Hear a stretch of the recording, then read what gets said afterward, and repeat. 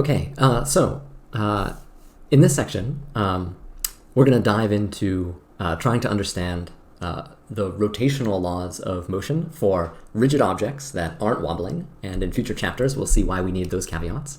And so we're going to try to understand the behavior of seesaws and levers and mobiles by understanding Newton's laws of rotational motion. Okay. In the last section, or in the last chapter I should say, we learned a little bit about ramps, right? And we saw that they could make our lives a little bit easier by allowing us to do exactly the same amount of work in lifting an object up to an elevation, but by doing that same amount of work by applying less force over a longer distance, if we like. So we could trade off a big force over a short distance to a small force over a longer distance. Right? And we'll see that seesaws and levers are objects and mechanisms or machines that can do a very similar trick, but in the context of rotational motion. So if you've ever played on a seesaw, you probably have a good intuition for what it's like to try to balance a seesaw with a friend, right? So if you both happen to weigh the same amount and you're shaped like little blocks, then balancing a seesaw is really very easy, right? You just kind of both sit at equal distances from this pivot point, and the seesaw is balanced. And what we mean by balanced is that the seesaw isn't moving up or down, or more precisely, it's not rotating about that pivot point, right? Now, sometimes you're on the playground and you and your friend don't weigh exactly the same amount, but you've probably figured out that a solution to that as well. If you have you sitting over here and you weigh so much, and your friend is really quite a lot heavier, you probably notice that you could kind of have your heavier friend scoot closer to the pivot point, and the seesaw, for whatever reason, still balanced, right? Similarly, you could have your friend kind of move backwards a little bit, and then you had to move backwards even farther, right? And if you didn't play this balancing game, then the seesaw would start rotating. It would move from its initially motionless state into one where it started rotating, either this way or this way, depending on who was heavier and who was sitting where, right? So in the last chapter, we learned about translational motion, which is just the motion of the center of mass of an object through space, right? This seesaw is an example of rotational motion, the motion of an object kind of about a fixed point. Now, of course, it's possible to have both translational and rotational motion at the same time. So for instance, here's the little tablet stylus I have. I can have it translate through space like this. I can have it rotate about a fixed point by just rotating it. Or I can do both at the same time, right? So both of these types of motions are allowed, and in this chapter we'll try to understand just the rotational part of motion. Okay, so this is going to be section 3.1.2, Newton's laws. Newton's laws, rotational motion. Actually, one of the nice things that we'll see in this section is that once we describe everything in the right language, it turns out that rotational motion follows exactly the same set of laws that translational motion does. This is a very kind of, convenient fact about how nature is organized. Okay, so to set up this language, we need to specify what we mean by the equivalence of the concepts that we talked about in translational motion. In translational motion, we had positions, we had velocities, we had accelerations, we had mass, and we had force. And we need to figure out what's the right way to describe angular versions of each of those things in such a way that the laws of motion look the same for translations and rotations. So let's go through that one by one. Angular position. Well, this isn't so hard. Angular position. For a normal position, you need to specify a point of reference. You need to specify a magnitude of distance away from that point of reference, and you need to specify a direction pointing from your point of reference to the position of whatever you're trying to describe. Okay, so in a similar way, we can describe the rotation of an object. Okay, so let me say I'm starting with this circle, and just so that I can see what it looks like, let me draw these little crosses on it. Okay, for our point of reference, we'll often just choose whatever is convenient. And so for instance, I'll say that if this horizontal line is actually perfectly horizontal, that corresponds to an angular position where the angle is 0. So the kind of horizontal line being horizontal is my point of reference. Now, suppose I rotate this whole thing a little bit so that now I've got this, so that now these crossed lines go to this orientation. Right? So, okay, that's fantastic. You can see that relative to my point of reference, I've rotated through this angle theta. Okay, so I have a point of reference, I have a magnitude of how far away from that point of reference I am, and I have a direction. In this case, I have rotated the system theta in the counterclockwise direction.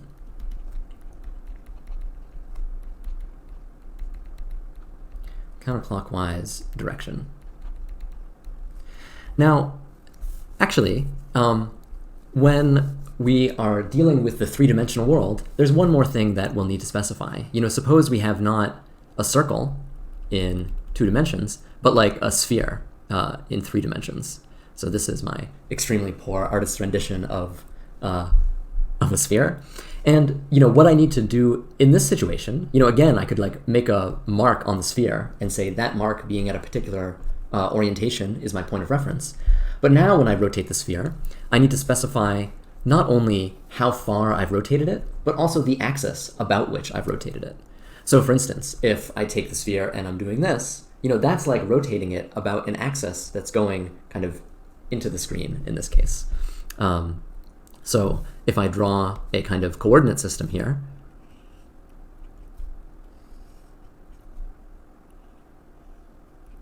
which you might think of as like x, y, and z, when I talk about rotating the sphere, I need to specify both the amount that I rotate it relative to some reference configuration, and also the axis that I'm spinning it about. And it could be one of these 3 axes, or some direction that's intermediate. But I have to tell you what that direction is in order to specify the angular position of this sphere, or more simply, the angular position of this disk or this circle. Okay. How do I specify the magnitude of a rotation? Here I've just said, oh, the angle is theta. That's all nice and good. The typical units that we'll use in this class will be either degrees. So that's the system of units where 360 degrees corresponds to 1 full revolution of the object, or rotation of the object. So here, if it's a pen, I've got a point of reference of this thing pointing in that direction. To rotate it 360 degrees, I have to bring it back so that it's still rotating in that direction. So we'll be freely going back and forth between specifying angles in degrees or specifying them in radians. And radians are often a very natural unit to think about. Here, a complete revolution of the object corresponds to going through 2 pi radians. Right? So if you're ever doing a units conversion problem, we can just do our usual trick of saying 360 degrees is equal to 2 pi radians. And you can use this to go back and forth from one to the other. Okay, so this lets us specify then, a reference configuration, or reference point for specifying angular positions. We've got a magnitude defined by theta, and we've got an axis about which the object is rotating. We often want to use a very specific convention to get around the following ambiguity. Suppose I've got my pen, and I'm rotating it like this. Okay, so from my perspective, this looks like it's rotating clockwise. Okay, because for me, this is going like this, and that's the direction that a clock would go. If I keep that same sense of rotation, right? So originally I was rotating it like this, and I'm just going to keep doing that. I want to make sure that no matter which way I look at it from, I still have this sense that it's going clockwise, right? So the convention that we'll often use in physics is called the right-hand rule, because it makes use of our right hand. So the way this works is that if you want to define like a positive theta, a positive angle, what you do is you imagine an axis of rotation that goes from my eye through the point of rotation. And if the object appears to be rotating in a clockwise direction, we call that positive. And it's called the right-hand rule because if I imagine curling my fingers in the direction of that rotation, then my thumb will be pointing along the axis. Or equivalently, if I point my thumb along the axis of rotation, again, from my eye to the point that's rotating, my fingers will curl in the direction, which is, in this case, clockwise, positive theta, positive angles. And going the other way would be negative. We're going to use this convention throughout the class. What's important isn't the details of what the convention is, although that's also important, but it's why we need the convention in the first place. We want to be able to specify the directions of rotational motion without any ambiguity about where you're viewing the rotational motion from. Okay, so that's angular position, but once we've said that, our other quantities will mostly fall nicely into place. So angular, let me switch back to black ink, angular velocity. Well, just like normal velocity is a vector quantity that tells me how much is a position changing per time, angular velocity is just change in angular position divided by time. And we'll often use the Greek letter omega, lowercase omega, to stand for the angular velocity. Okay. Let's keep going because the next one's also easy. Angular acceleration, and I'll often use the symbol alpha, another Greek letter, is just the change in angular velocity over time. So just as normal acceleration is a change in velocity over time, angular acceleration is a change in angular velocity over time. Right? And it's important to remember, angular position is a vectorial quantity. I need to tell you both the angle relative to a reference configuration and also an axis of rotation to go from a reference configuration to my current state. So angular velocity has a direction, and that means changing anything about the angular velocity, either the magnitude of it, so how fast something is rotating, or the direction about which it's rotating corresponds to angular accelerations. So if I have this pen and it starts out slowly rotating and then it goes faster and faster, that's an angular acceleration as it goes from slow to fast. But it's also an angular acceleration if I just have it move slowly but change the axis about which it's rotating. Right? Both of those correspond to changes in the vectorial nature of the angular velocity. Okay, so that's angular position, angular velocity, and angular acceleration. What about angular mass? Angular mass, just like normal mass, is a property of objects that tends to resist changes in that object's angular velocity. So just like we had statements of inertia as a fundamental feature of how objects in this universe behave, rotational inertia is also a thing. An object's rotation tends to stay at the same level. So an object that's rotating will tend to keep rotating, and an object that's not rotating will tend to keep not rotating, right?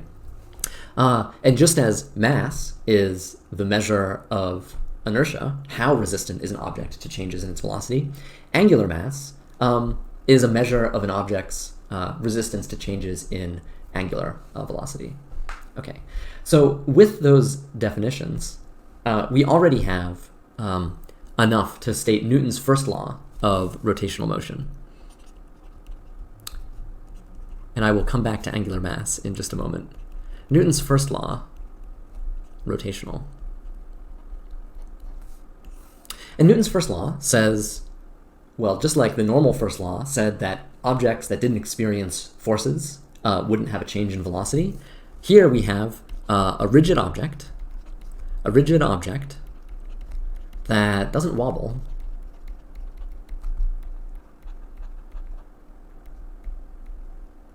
a rigid object that doesn't wobble, or that isn't wobbling, and is not subject to any outside influences, not subject to outside influences.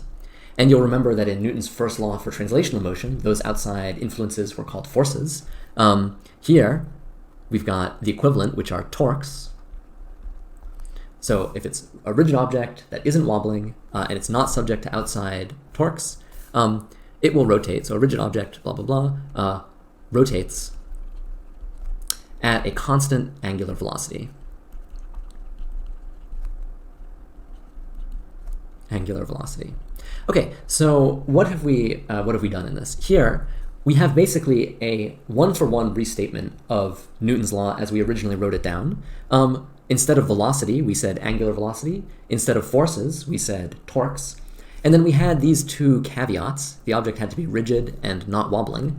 We'll see why we have to specify those things in just a little bit. So objects that aren't rigid, like those that can change their shape as they spin, and objects that wobble as they spin around, those have more complicated motions, and we'll talk about those complications later on in this class. But the simple version of Newton's law just ignores those complications, and this is what we're left with. If you don't have outside influences, in this case torques, objects rotate at a constant angular velocity. And if that angular velocity is zero, i.e. it's not rotating, then it stays not rotating. Okay, how do objects respond to these outside influences, these torques? Our equivalent of the second law, Newton's second law, again for rotations, says that the angular acceleration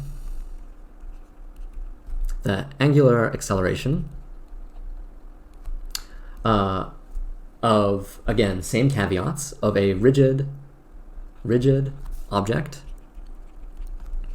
that is not wobbling,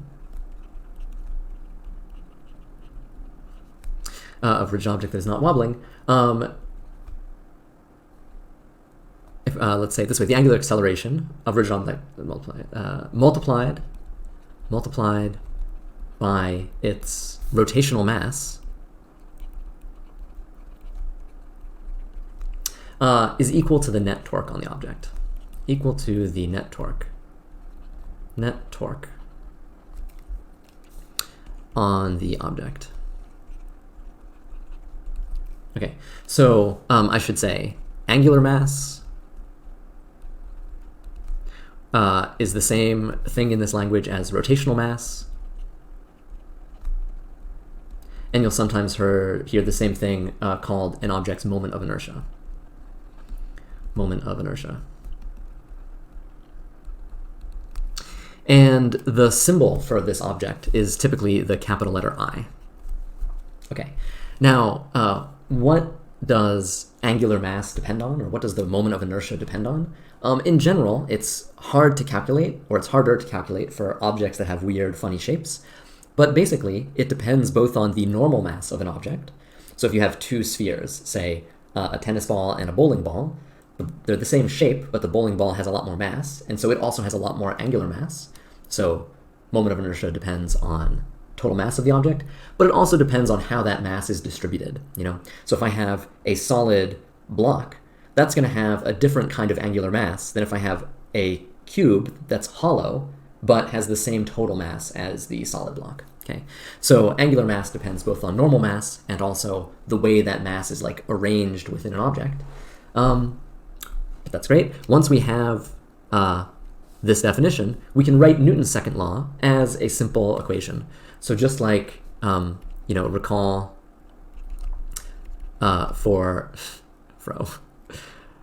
that for translations. For translational motion, we had force, the net force acting on an object was equal to its mass times its acceleration. Here, we have the net torque on an object. And we'll see that torque is a vector quantity, just like forces are. The net torque is equal to the moment of inertia multiplied by the angular acceleration.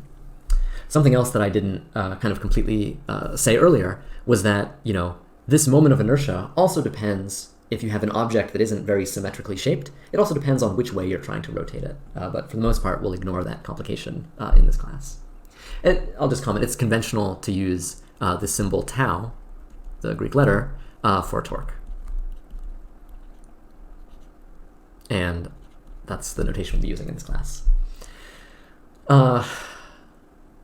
Okay, great. So what are some of the things that I want us to notice in this equation?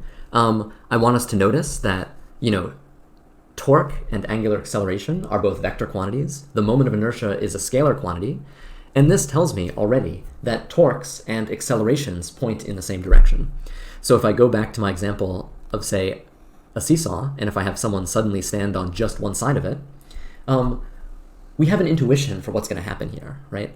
we know that this seesaw is going to start rotating in this direction. We know it's pivoting about this point. And we know that what we're doing is applying a force over here in the downward direction due to our weight, right? The force of gravity here acting on us being like mass times the acceleration due to gravity. This person's mass times the acceleration due to gravity. Okay, so we already have something, I think, of an intuitive picture of how we exert torques on an object. We exert forces at some distance away from where we want them to rotate. And then, in this case, the fact that the seesaw starts rotating means that there's an angular acceleration, that starts out in this direction. So, rotating about the pivot point.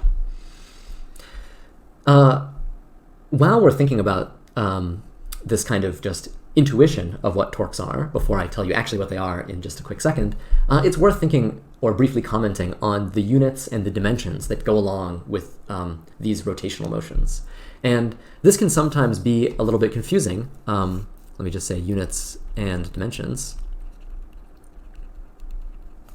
Units and dimensions. This can sometimes be a little bit confusing because radians, or angles, are sometimes said to be natural units. And what we mean by that is that they don't carry natural dimensions with them. I think of it as a radian is like, what fraction of a circle do I have to go through to get somewhere? And a fraction of an object is not a set of units. So because the dimensions of angle or angular position is just radians, and that's unitless, that means, for instance, that the dimensions of an angular velocity, well, that's just dimensions of angle per dimensions of whatever seconds, whatever units we're using. So that means this is like 1 over time. And the dimensions of angular acceleration, that's just 1 over time squared, or t to the minus 2, if you like. Since it turns out that rotational mass, or this moment of inertia thing, depends on both how much mass an object has and also how it's distributed, it turns out the dimensions of the moment of inertia are like mass times length squared. And so knowing these relationships, dimensions of moment of inertia are this, and dimensions of angular acceleration are t to the minus 2, you can see here that our equation for torques from Newton's second law tells us that the dimensions of torques are like mass times length squared times time to the minus 2. And I want you to notice that this is a different set of dimensions than what you would have for forces. Right? For forces, you would just have mass times length times time to the minus 2. So something to kind of keep in mind. All right, I've been dancing around what torques are for long enough. Let's actually talk about them. Section 3.1.3 in my lecture notes is just torques. Okay, so what is a torque? How do we actually change an object's angular acceleration? What do we need to do to an object in order to get it to rotate? Okay. Let's go back to our seesaw, and let's first think of some ways that don't make the seesaw rotate at all, right? So one thing would be if I stood exactly over the center of the pivot point, right? So if my weight is acting right on the point of rotation, the object won't rotate at all, right? On the other hand, so no rotation. Similarly, if I have my seesaw and I'm standing over here and I pull it this way, there too I get no rotation, right? If I pull directly away from the pivot point, nothing happens. So we already have a sense then that whatever torques are going to have to depend both on the direction that a force is acting on an object and also how far away that force acting is from the pivot point. Okay, so how do we combine all of those observations into a coherent mathematical framework? Let's define a few things. First, let's define the lever arm.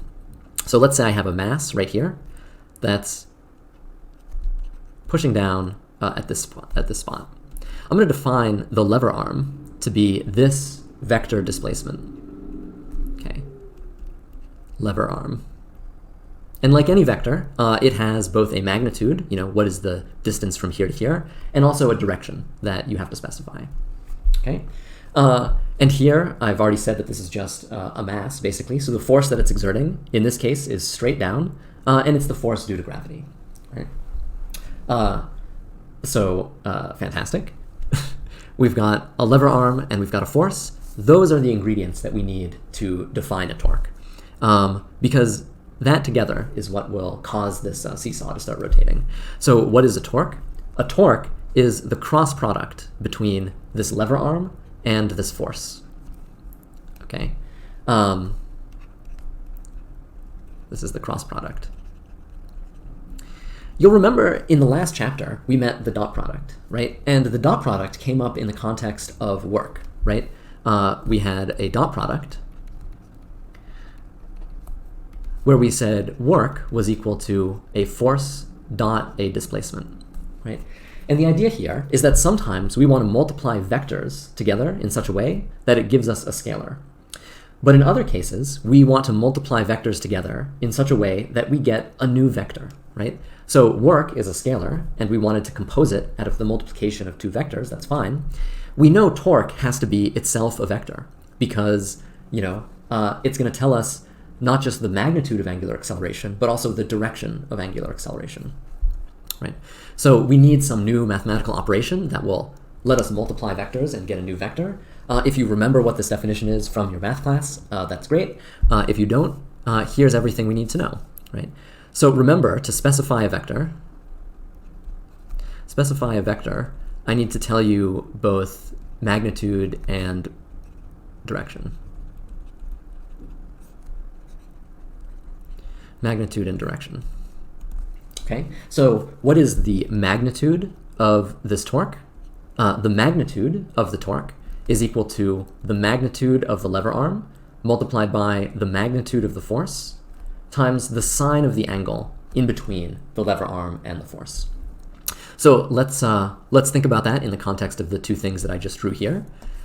Here I have a lever arm from here to here. So my vector r is like this. And my force is pointing in the same direction. So the angle between the lever arm and the force is 0, and the sine of 0 is 0. Hence, in this case, the magnitude of the torque is 0, and there's no rotation. Okay? Over here, the angle between the lever arm and the force is 90 degrees, and the sine of 90 degrees is 1. So having lever arm and force perpendicular to each other maximizes the magnitude of the torque. Okay, so that's the magnitude. And like I said, we also need to specify the direction of the torque. And we use, again, something that's called the right-hand rule. How do we get that direction? Here's what you do. First, you take your index finger and you point it in the direction of the lever arm. Okay, so from the pivot point to where the force is acting, you point your index finger. You then take your middle finger and you point it in the direction of the force. Okay, so if I have, let's say, I've got this pen balanced and I'm going to push a force down like this. So what was I doing? I'm pointing first from the pivot point to where the force was acting. That's this way. The force was pointing down, so I put my middle finger down. And then my thumb is pointing in the direction of the torque. That defines the direction of the torque. So in this case, I have a magnitude, which is lever arm magnitude times force magnitude times the sine of 90 degrees. Fine. And then the direction is that way, wherever my thumb is pointing. So we'll say the direction, right-hand rule.